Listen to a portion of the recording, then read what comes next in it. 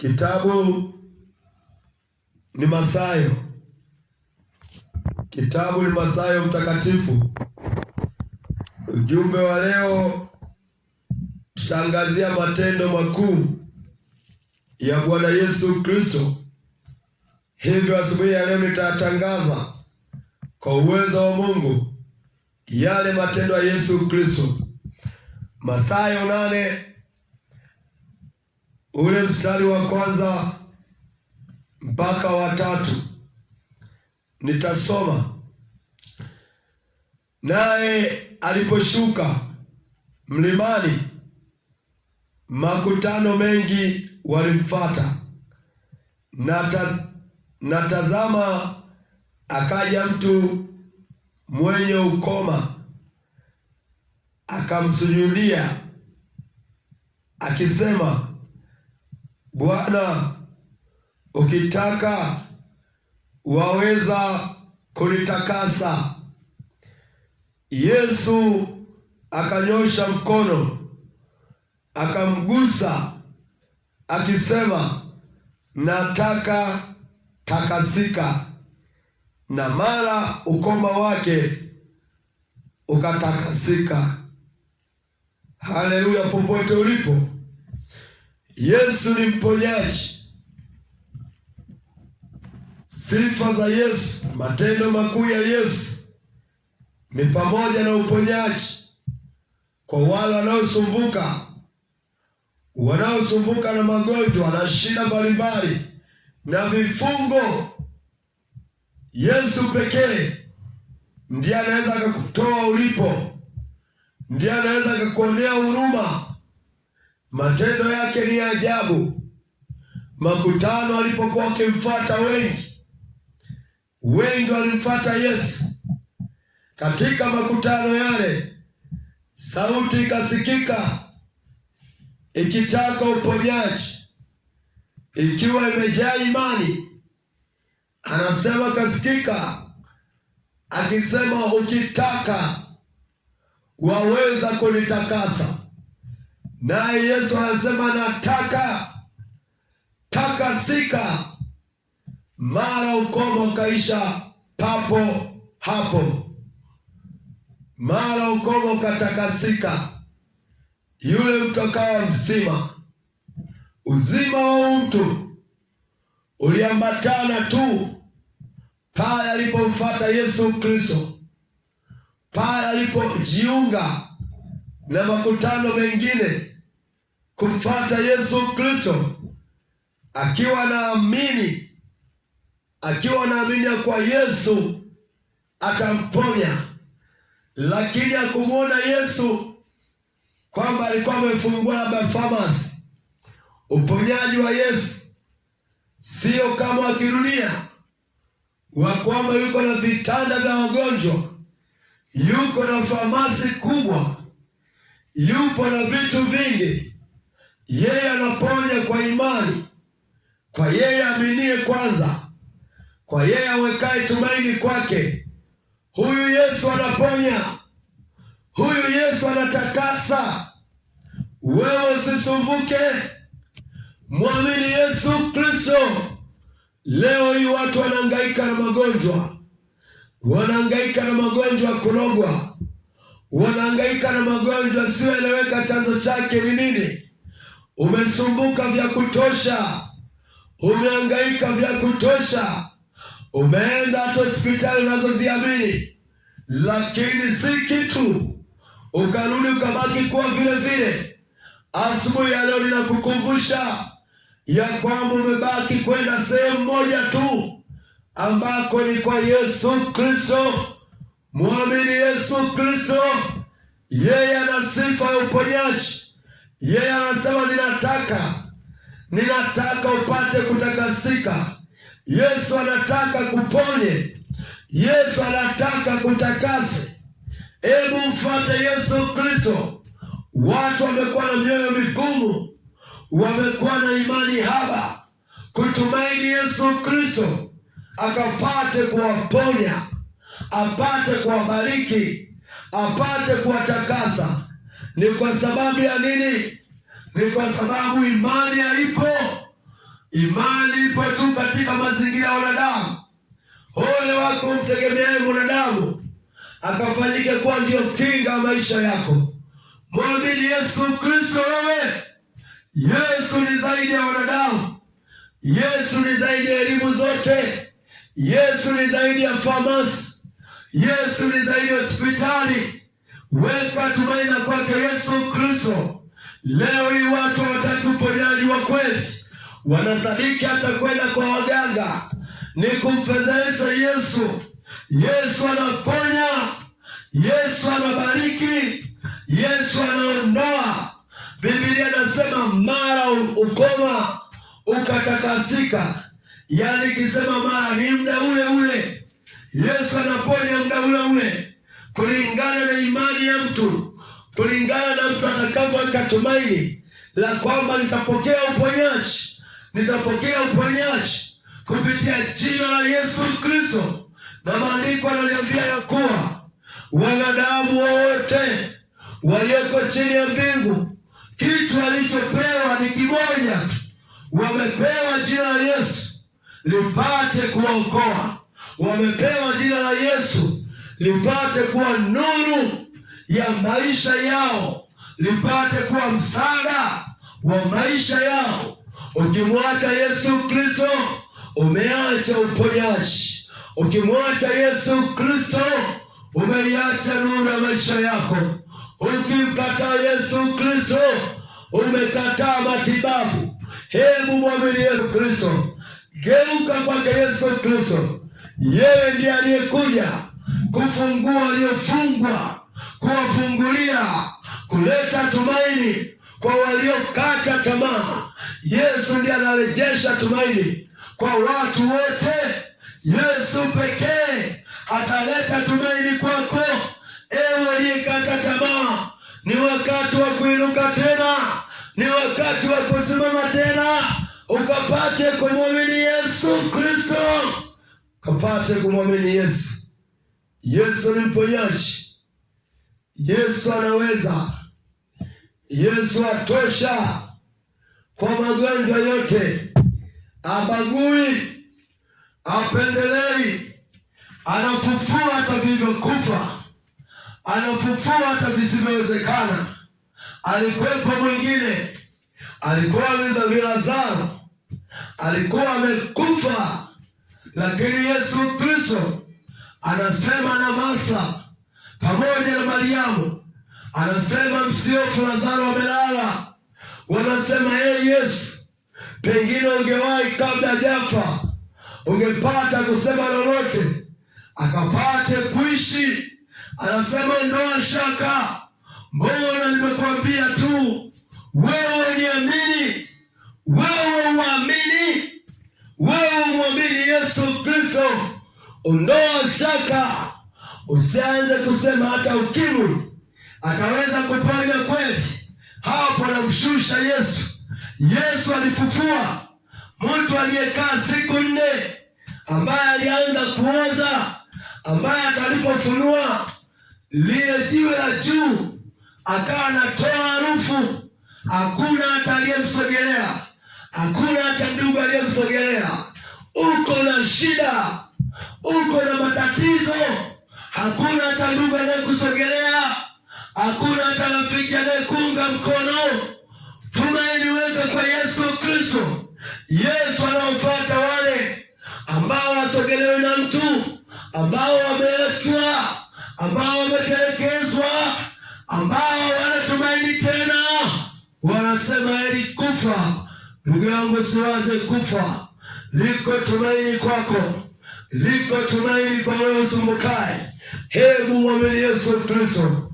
Hebu geuza mitazamo, geuza njia zako mbaya, mfuate Yesu Kristo. Unaweza kusema, ikiwa Yesu kama yupo, mbona hatuponyi? Mbona haniponyi? Maandiko yanasemaje? Yanasema makutano mengi walimfuata Yesu Kristo. Ni lazima ukamfuate, ni lazima ukamfuate, ni lazima ukageuke. Hawa walimfuata, hawa waligeuka, walimfuata Yesu Kristo, walikwenda kusikiliza kila anachokinena. Wewe unasumbuka, uko na shida, hutaki hata kufuata Yesu, hutaki hata kusikia Injili. Wengine wanajaribu hata kusema ninapiga kelele. Kelele za Bwana ni lazima zikapigwe. Mimi mwenyewe sipendi kelele, mke wangu hapendi kelele, lakini Yesu Kristo, yeye ndiye anayeamuru kelele, yeye ndiye anayeruhusu hata jogoo zikapate kuwika, anaruhusu viumbe vyake vikapate kupiga kelele. Si kwa akili zetu, si kwa mawazo yetu, bali ni kwa Kristo aliyeumbika ndani yetu. Anatupa msukumo, anapata kuwahurumia wale waliokuwa wamefungwa, wale waliokuwa wanateseka, wale ambao ndoa zinasumbua.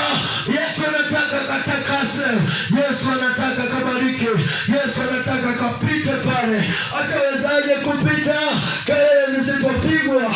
Maana chanzo cha imani ni kelele zikapigwe, ni kelele zikapigwe, watu wakapate kusikia, watu wakapate kusikia. Walioinuka kiburi, unaona ya kwamba ni kelele. Endelea kulala, endelea kulala. Saa 11 mnakwenda kazini, wewe unataka kuendelea kulala, hutaki kusumbuliwa. Upo katika dunia mateso, hutaki kuponywa, hutaki wokovu. Umeinua kiburi ukapate kushushwa kwa jina la Yesu Kristo. Yesu ni Bwana. Hatusikii maneno ya wanadamu, tunaangalia alichotutuma Yesu, tunaangalia msukumo ule wa ndani. Hatuangalii nani atasema hivi. Ninajua kwamba ukiwa ni mhubiri wa Injili, hata majirani yako watakukataa, hata ndugu zako watakukataa. Tumekubali kukataliwa, tumekubali kunyoshewa vidole ili Yesu akapate kuonekana. Yesu ataonekana tenkini, Yesu ataonekana umtaa, Yesu akapate kuonekana Makongorosi. Vijana wakaache uzinzi, vijana wakaache kwenda kwa waganga, vijana wakaache kutegemea vitu ambavyo havipo, wakapate kumtegemea Bwana, wakapate kumwamini Yesu Kristo. Ewe unayesumbuka, ewe ulioachwa, acha kuhuzunika, acha kujirumbusia, acha wewe. Yupo Yesu Kristo, ambatana kumfuata Yesu. Jiunge kwenye msafara wa Yesu.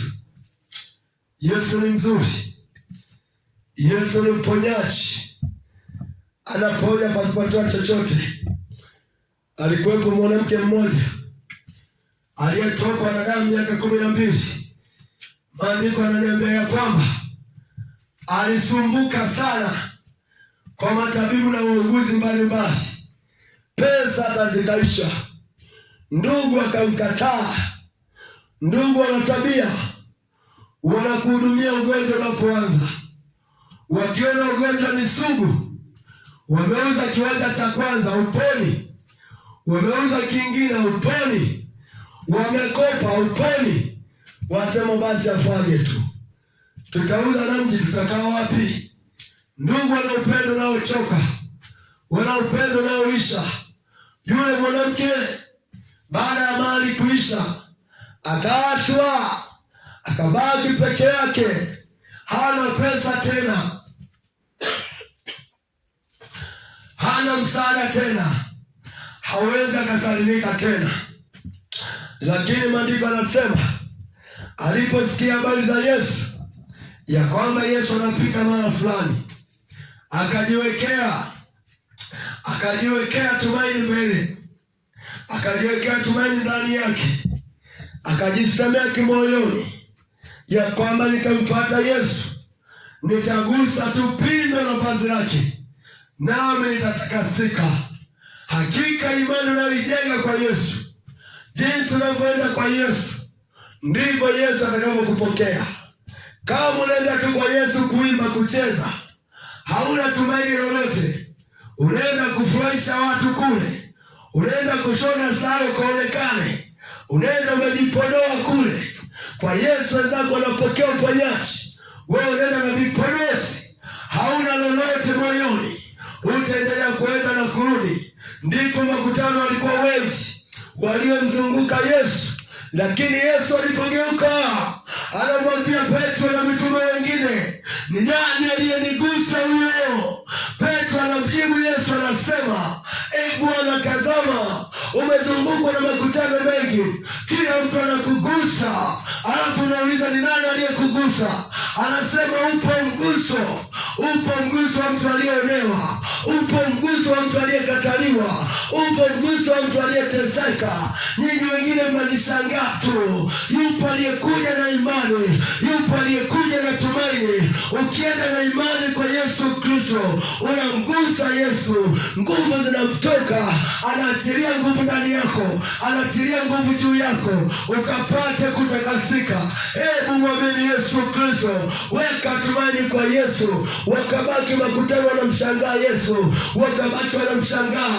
Hawakujua kazi ya Yesu, ya kwamba Yesu Kristo amekuja kuvunja vifungo, amekuja kutoa watu waliokuwa wametekwa wakapate kuwa huru. Lazima tumjue Yesu. Tunapomwendea Yesu Kristo tukajua ya kwamba yeye ni nani. Yesu ni mponyaji. Leo tunatangaza matendo yake kwa mataifa mbalimbali, mtakao mziaki. Biblia inasema hata waliomkataa Yesu Kristo, hata walioziaki atawahubiri. Ipo wakati kila ndimi itakiri, kila goti litapigwa, kila jicho litaona, na watasema hakika Yesu alikuwa ni Bwana. Ilo wakati utakuwa sio wakati wa kukiri, utakuwa ni wakati wa kuhukumiwa. Lakini utakiri itasaidia. Wakati pekee ambao utakiri na utaona na utasikia na utapata kukubaliwa ni sasa. Ule wakati utakiri utakuwa tu miofu. Baada ya kumwona mwanadamu mawinguni anakuja na parapanda yake, wale wanyofu waliomsulubisha kwa kutenda maovu watapiga magoti wote chini. Hata wewe mambo naezi yake Injili, hata wewe mambo naezi yake Injili, hata wewe unaipenda dunia, ile siku utapiga magoti. Ile siku utajionea mwenyewe. Maandiko anasema na utakiri. Kwa kinywa mtu anakiri, lakini hiyo siku utakiri pasipo kupokea uokovu. Maana wakati wa neema utakuwa umekwisha. Niambie, ni heri lipi? Ukatubu saizi, ukakiri saizi, ama ukatubu siku ya mwisho alafu ukakataliwe, ukawe ni mtu ukataliwa? Watu wataomba msamaha. Wakati wa kuomba msamaha utakuwa umefungwa, haitawezekana. Yesu ni mponyaji kwa watu wote. Acheni kuweka tu tumaini kwa waganga wa dunia hii. Wekeni tumaini kwa Yesu, wekeni imani kwa Yesu. Leo hii mkanapoenda Chunya, anakodi hata bajaji, anakodi hata gari, akapate kutubiwa, akapate kutibiwa magonjwa yake. Lakini kwenda kanisani huwezi hatukakodi bodaboda, uende ukatibiwe, uende ukaombewe. Niambie, iko wapi imani yako? Yupo aliyekuwa anasumbuka, yeye alikuwa anakaa tu kitandani akilala, lakini waliposikia habari za Yesu wakambeba na kitanda chake, kama asemavyo maandiko. Walipofika wakakuta Yesu amezingirwa sana. Nyumba pengine ilikuwa ni ndogo aliyokuwa amesimama Yesu. Watu walijaa ule mji, watu wakajaa pale kwenye makazi. Wale wakaona sasa hata kwa kupita hamna. Wakasema, je, turudi naye au tufanyeje? Maandiko yanasema kwamba wakapanda juu ya nyumba, wakabomoa sehemu ya ndani, wakampandisha yeye na godoro lake huko juu, wakamshusha juu ya dari mpaka katikati ya nyumba ya mtu ambaye hata hawamjui, ili Yesu akapate kuona. Yesu naye akaona, akasema, nawaambieni, hii imani sijatokea kuiona, hii imani sijatokea kuiona. Hakika imani yenu ikapate kuwaponya. Watu wanaombea waponi kwa sababu ya nini? Hawana imani. Wanakuja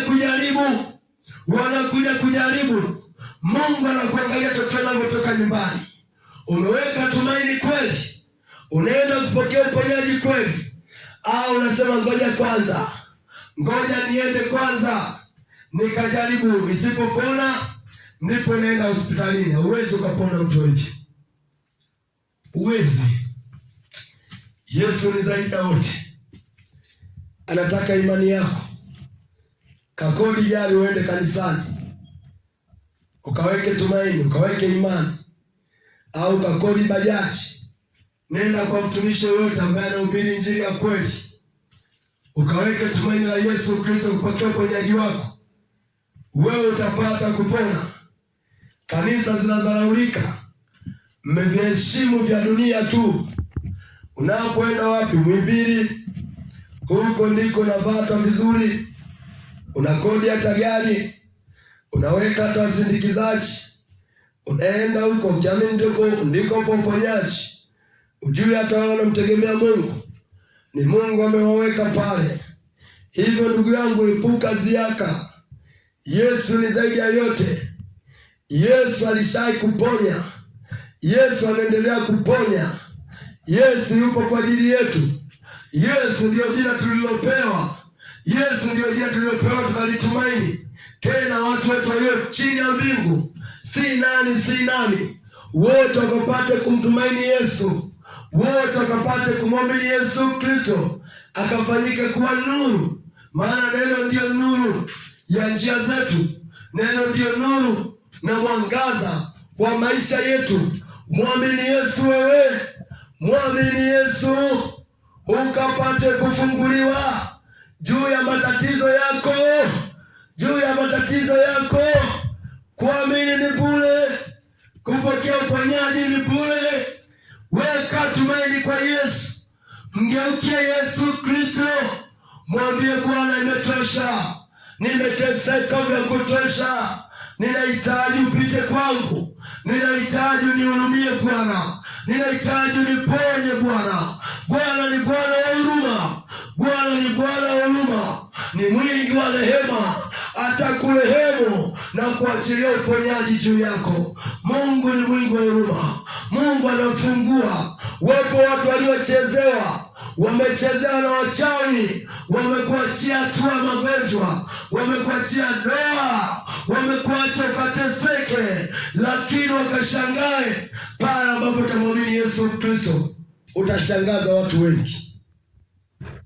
Mmoja aliwahi kusema hivi, mnahubiri tu wachawi. Huko kwenye Biblia hamna vitu vingine vya kuhubiri. Wanadamu, injili haiwezi kaja vile unavyotaka wewe. Ikiwa ni mchawi wewe katubu tu. Ikiwa ni mlevi wewe katubu tu. Kila kuitwapo leo utachomwa. Injili ni moto. Injili itakulenga. Injili itakulenga. Inavyokulenga injili, yafaa unyenyekee. Usiangalie madhaifu ya mwingine, ya kwamba mbona yule yuko bila wamsemi. Mungu ndiye anayeruhusu injili. Sio sisi tunayewaza kwamba leo nitahubiri nini.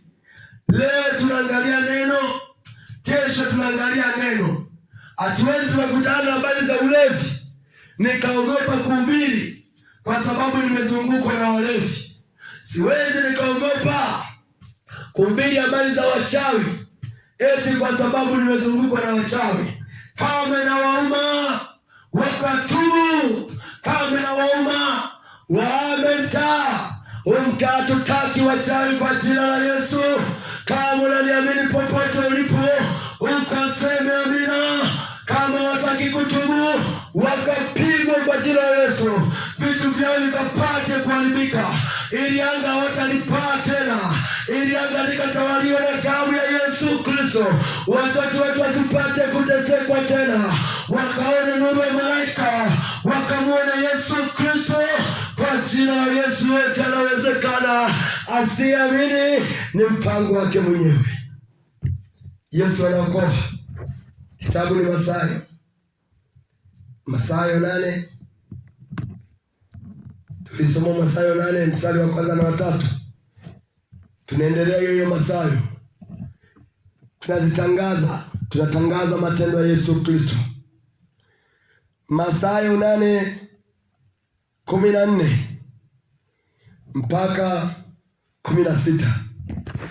Ukiwa na Biblia usilale. Waenda mbinguni wanashirikiana. Shirikiana pamoja nami kwa kusoma hivyo vitabu popote ulipo. Ipo nguvu ya Mungu, upo uwezo wa Mungu. Tutaimizana kupitia Injili. Kwa usije ukani mwenda mbinguni unazembea. Mathayo 8 mstari wa 14. Hata Yesu alipofika nyumbani kwa Petro, akamuona mkwewe wa Petro, mamaye mkewe, amelala kitandani, hawezi homa. Akamgusa mkono, homa ikamwacha, naye akaondoka akawatumikia. Hata kulipokuwa jioni, wakamletea wengi wenye pepo, akawatoa pepo kwa neno lake, akawaponya wote waliokuwa hawawezi. Huyu ndiye Yesu alipomtembelea rafiki yake Petro. Maana ukimwamini Yesu Kristo unafanyika kuwa rafiki yake. Asema mkiashika yote niliyoamuru, siwaiti watumwa tena, mnafanyika kuwa rafiki zangu. Hivyo nikisema alimtembelea rafiki yake Petro na kwa sijakosea. Akamtembelea rafiki yake mtume. Lakini kumbe Petro alikuwa anauguza mama mkwe wake, hajiwezi huko ndani, ila imani yake anatembea na Yesu kila siku. Asemi Yesu, mimi nilipokuuguza kama wengi wanavyokuzani. Wavivu katika ibada wanasingizia mtoto alikuwa anakohoa, mtoto alikuwa anajisikia vibaya. Yeye Petro hakuwa hivyo. Mungu aliona moyo wa Petro ya kwamba Petro ananifuata kila siku, lakini yuko na shida nyumbani. Ipo siku nitapita kwake. Na hiyo siku ikamfika. Yesu anapita katika nyumba ya Petro, anamkuta mama mkwe na Petro hajiwezi, homa, yuko kitandani kwa muda mrefu. Akagusa mkono wake, akamgusa kwa mkono wake. Maana mkono wa Mungu na nguvu, mkono wa Mungu unaponya, mkono wa Mungu hujapunguka. Anapoenda kukugusa asubuhi ya leo, unapoweka tumaini kwake, anapata kutakasa. Ugonjwa ule mama ukaisha pale pale. Ule mji ulitawaliwa na magonjwa. Ule mji wa kina Petro ulitawaliwa na magonjwa. Ndipo watu wengi wakakusanyika katika nyumba ya Petro. Bwana akaanza kuwatumikia kama maandiko yanavyosema. Akaanza kuwaponya, akaanza kutoa mapepo kupitia jina la Yesu Kristo. Mapepo yanatoka. Biblia inasema akatumia neno lake kutoa mapepo mabaya. Hakutumia maji, hakutumia chumvi, hakutumia kitu chochote. Anasema akatumia jina lake pekee lilitosha, ambalo ndio neno lake, ambalo ndio neno la Mungu, likaanza kutoa mapepo. Unaona faida ya Mungu? Tunapohubiri, tunapomtangaza Yesu, mapepo yanakimbia, mapepo yanatoka, mapepo yanaomba mtaa. Tutafanyika kuwa huru. Ule mtaa kina Petro alipopita magonjwa yakatakasika. Yesu alipopita mapepo yakakimbia.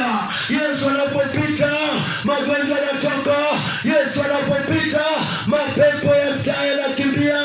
Yako mapepo ya uzinzi, yako mapepo ya uchawi, yako mapepo ya uongo, yako mapepo ya uasherati. Yesu akipita yakaondoka. Watu wataacha uongo, watu wataacha uzinzi, watu wataacha umalaya, watu wataacha uchawi. Kutabaki na amani tele, ile amani iliyo ukweli. Yesu asipite, nani apite? Tatu ingine unamhitaji Yesu. Ombi letu siku zote Yesu akapata kupita. Tunaona watu wakiteseka, watu wakifanyika kuwa mateka wa watu wengine, watu wakifungwa. Enyi na mliofungwa, sikieni Injili sasa. Sikieni Injili.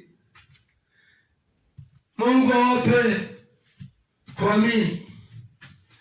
Mungu akakufunue ujue kwa kukimbilia.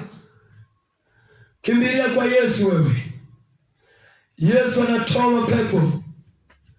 Ukiona umejaa uongo, wewe una mapepo.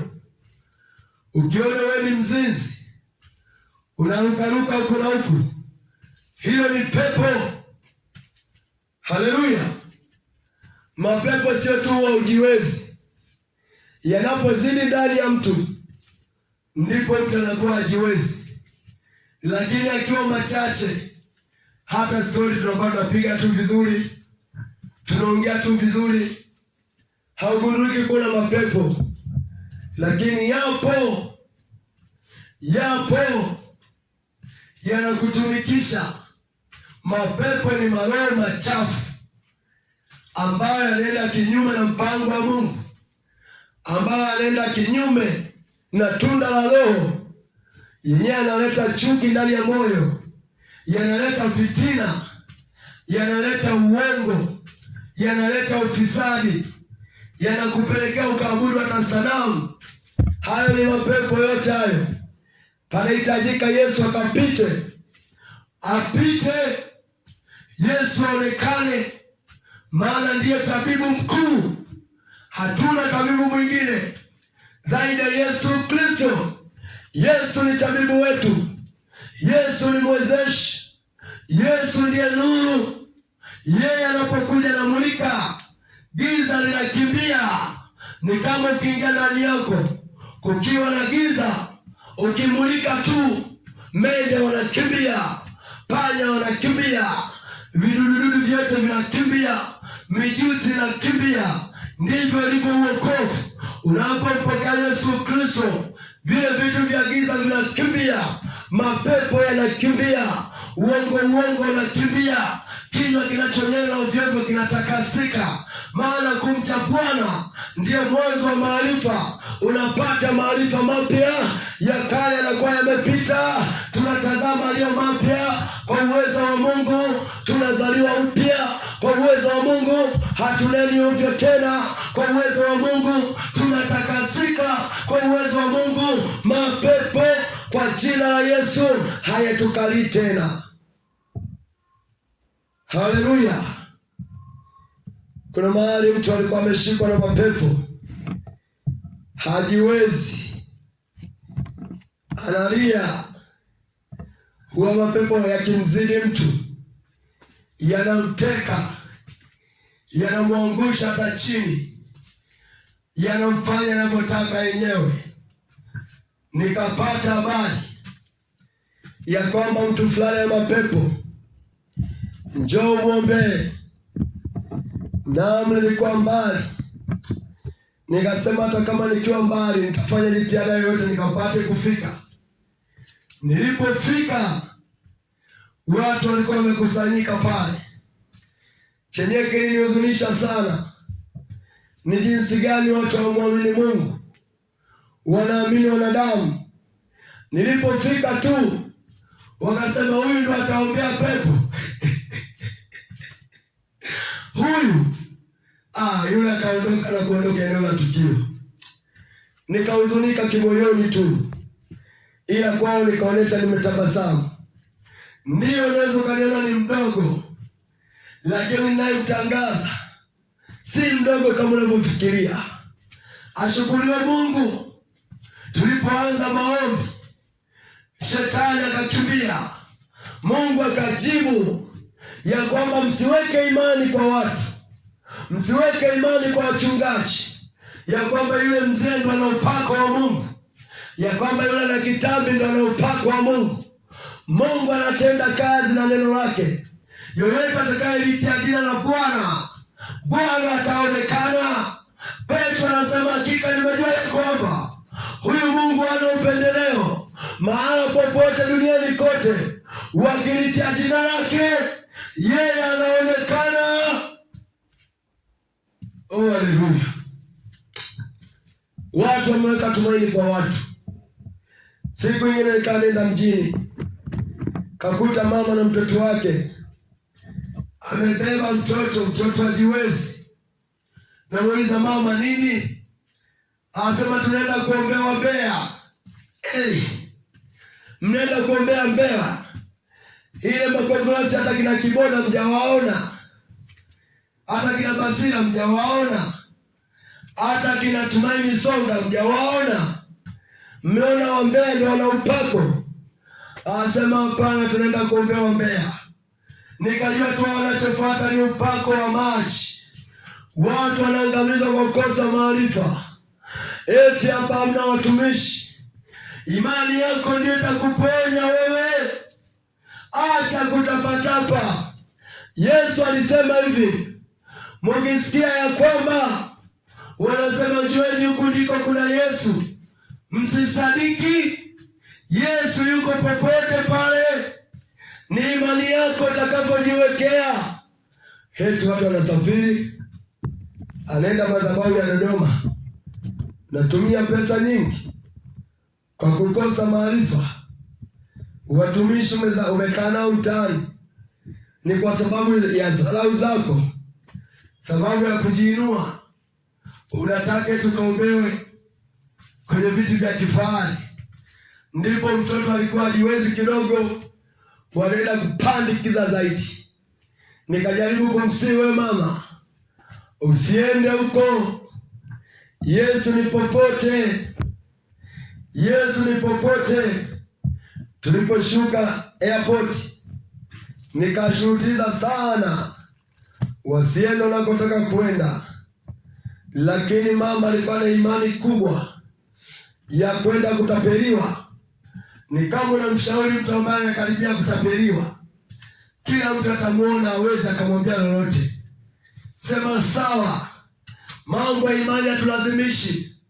Ndipo hata maandiko yanasema wale waliomfuata Yesu Kristo ndio walioponywa. Hata Yesu alipokuja duniani, aliondoka aliwaacha watu hawajaponywa. Aliondoka aliwaacha watu wenye shingo ngumu, walioshika mapokeo, walioshika hadithi za wanadamu. Yesu aliwaacha. Kuna watu walimuona Yesu na hawakuokoka, na walikufa, hata sasa wako kuzimu. Kishupaza shingo lako, hutaki kuamini. Injili utaisikia, utahubiriwa, lakini namna gani ulivyouandaa moyo wako?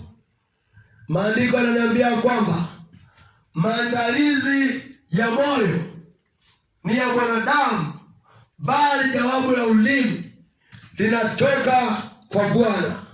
Umejiandaa namna gani? Unawaza nini juu ya Bwana? Bwana ni Mwokozi. Bwana anaponya. Bwana anatoa mapepo. Mtoto wako ana mapepo, unampeleka kwa waganga. Waganga ni maajenti wa shetani. Waganga popote unaposikia mnaojiita sijui mnatibu magonjwa ya watoto, achieni mkapate kutubu. Mungu hajaamuru hivyo.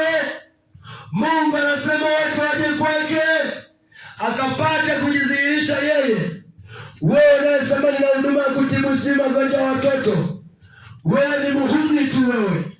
Wewe ni ajenti wa shetani kwa kujua, aidha kwa kutokujua. Geuka, umgeukia Yesu. Yesu pekee ndio tabibu.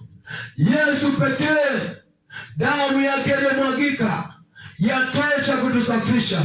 Acheni kupotosha watu, acheni kupotosha watu. Ninaona wengine wanawekelea hata vitovu, wanawafunga watoto vinoni mwao, wakiamini ati ndio ulinzi. Huo sio ulinzi. Mbona wewe mkubwa hujajiwekea ulinzi? Ingalikuwa ni ulinzi, wewe cha kwako kiko wapi? Kilipotelea wapi? Ulinzi wa watoto ni wa Yesu Kristo. Watoto walipopelekwa mbele ya Yesu, kuna watu walitaka kuzuia. Yesu akasema wacheni, akawawekea mikono, akawaombea. Yesu analinda watoto. Wewe uliamini, unajiita umeokoka, lakini mtoto wako analindwa na kitovu. Yapasa ukatubu, yapasa ukatoe kwa jina la Yesu. Peleka maisha yako na utoto wako. Yesu anakuwa nyumba nzima. Alipomwokoa Petro, akapita hata katika nyumba yake, akaokoa hata mama mkwe, akatakasa, akaibariki ile nyumba. Ayubu alipomtumaini Yesu, alikuwa ametumaini wote. Nyumba nzima ilimjua Mungu. Imani za mwisho, siku za mwisho ni vituko, ni vituko. Watu wana imani haba, anaamini yeye ndio yuko na Yesu, lakini mtoto wake anapoumwa unakuta amejawa chale, amevalishwa irizi, ila yeye yuko na Yesu. Yeye anamwamini Yesu. Huyo ni Yesu gani? Sio Yesu huyo, sio neno. Ikiwa Yesu ni neno, neno ambalo ni uponyaji,